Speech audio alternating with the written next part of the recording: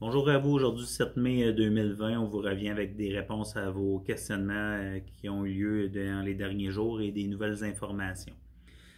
Donc, tout d'abord, on voudrait porter à votre attention. Quand vous communiquez à la commission scolaire, que ce soit pour un accommodement au bureau de santé globale ou aux ressources humaines, les personnes à qui vous parlez sont du personnel de soutien CSN. Donc, ces personnes-là appliquent les recommandations de l'employeur, ne sont pas décisionnelles quand vous les contactez. Donc, on vous demanderait d'être indulgent à leur égard. Ils ne sont pas responsables de la décision souvent qu'ils vous donnent. Il y a des personnes qui prennent ces décisions-là autres que eux. Ces personnes-là sont à pied d'œuvre depuis vendredi dernier avec toutes les demandes d'accommodement. Donc, on voulait les remercier puis vous faire part de cette attention apportée. Dans la dernière heure, il a été porté à notre connaissance que le Grand Montréal, l'entrée pour les écoles primaires serait reportée au 25 mai. Vous comprendrez qu'on n'a pas discuté avec la commission scolaire encore. On l'a entendu, on va vous revenir, mais effectivement, on fait partie de la communauté du Grand Montréal. Donc, on serait touché par cette entrée-là qui serait retardée du 19 au 25, mais on va vous revenir avec une confirmation. Pour ce qui est des rations à service de garde d'urgence, c'est toujours une éducatrice pour 10 élèves depuis le début, ça demeure inchangé. Par contre, à partir du moment où les écoles vont réouvrir, à ce moment-là, ça sera 1,15 maximum par classe. Donc, en respectant le fameux 2 mètres de distanciation. Donc, on le sait très pertinemment là, que dans certains groupes, on parle de 10, des fois 12, mais le maximum sera 15. La recommandation du gouvernement, c'est que ce soit toujours le même groupe avec les mêmes élèves. Le repas se passera en classe et on parle de la possibilité, là, quand le beau temps sera de retour, la possibilité de manger à l'extérieur. Pour ce qui est des personnes de 60 à 69 ans là, qui étaient exemptées automatiquement depuis vendredi dernier de prestations de travail, hier, 6 mai, le gouvernement est revenu en disant, mis à part les personnes qui ont un problème de santé chronique, ces personnes-là ne sont plus exemptées. Donc, en haut de 70 ans, les personnes sont exemptées, mais de 60 à 69 ans, non. Par maladie chronique, le gouvernement parle, entre autres, des maladies qui sont non contrôlées. Effet de troubles cardiaques, le diabète, les troubles hépatiques, l'hypertension artérielle compliquée, l'obésité importante avec un IMC de plus de 40. À ça s'ajoute toujours là, les systèmes immunitaires immunosupprimés, donc qui est tenu en compte. Pour ce qui est des autres demandes d'accommodement, je pense qu'il y a certaines choses qui n'étaient pas nécessairement claires la semaine passée, puis je tiens à réexpliquer.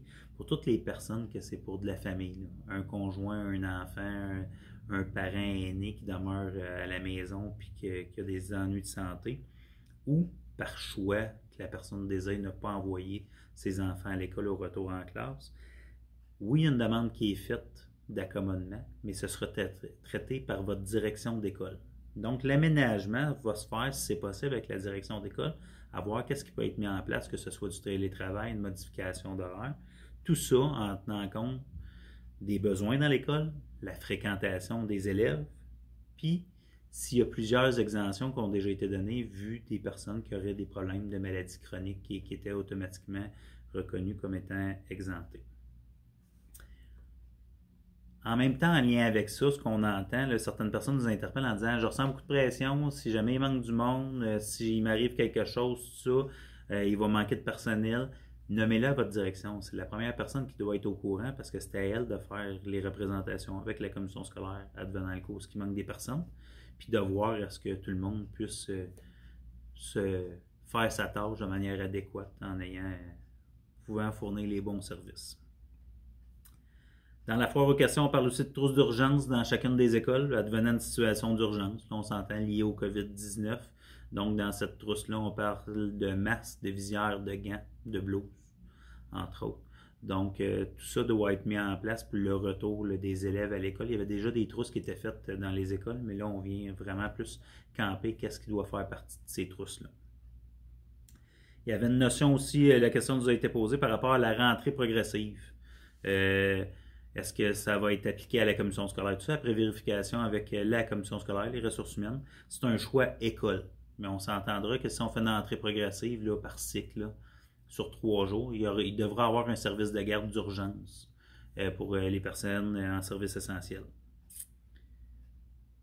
Pour ce qui est de la CNESST, dans le guide qui a été déposé en lien avec la situation actuelle et les commissions scolaires, la CNESST nomme qu'on ne peut pas éliminer les risques, mais on doit les diminuer puis faire en sorte de les contrôler. Donc, tout ça en mettant des mesures d'hygiène, de salubrité, de toujours maintenir la distanciation de 2 mètres, l'étiquette respiratoire. Donc, il faut prendre ça en compte et faire en sorte d'appliquer tout ça au mieux possible. Aussi, on parle que si on est plus que 15 minutes à moins de 2 mètres de quelqu'un durant la journée, on devra porter le masque et une protection oculaire. Donc, à ça, on est à vérifier avec la commission scolaire comment ils voient la chose pour l'appliquer, parce qu'on le sait qu'avec certaines clientèles, ça peut être difficile, entre autres dans des classes à effectifs réduits, où je pense à l'école des ERAM qui sont inclus dans le retour des écoles primaires, malgré que ça soit toujours traité comme une école secondaire, ils seraient de retour aussi. Et en lien avec la protection, le masque de protection, excusez-moi, vous trouverez un lien là, dans le courriel puis avec la capsule, comment bien l'utiliser et le porter là, pour être sûr que ce soit sécuritaire. Depuis le début de la situation de la pandémie, on revient toujours à la charge avec la santé et sécurité. C'est d'une importance capitale. C'est ce qu'on demande à l'employeur, de faire en sorte que vous soyez le mieux possible protégé dans les circonstances. Puis on s'entend que les circonstances font en sorte que c'est pas facile. Comme syndicat, on trouvait ça important de faire attention à vous aussi.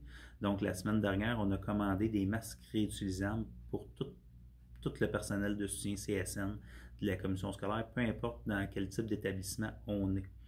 On espère les avoir là, avec la nouvelle d'aujourd'hui qu'on serait retardé au 25. On est pas mal sûr de les avoir avant ça pour être capable de les distribuer. On va commencer par les écoles primaires. Suite à ça, on distribuera à l'ensemble du personnel qui en désirera. Là, ça demeurera encore pour le moment un choix personnel de porter ou non le masque. Sur ça, c'est les informations qu'on avait à vous donner aujourd'hui. Dès qu'il y a quelque chose de nouveau, on va vous revenir. Gênez-vous pas. Soit par courriel au csn.cssmi@csssmi.qc.ca ou au téléphone au poste 1906. Je vous remercie. Une bonne journée.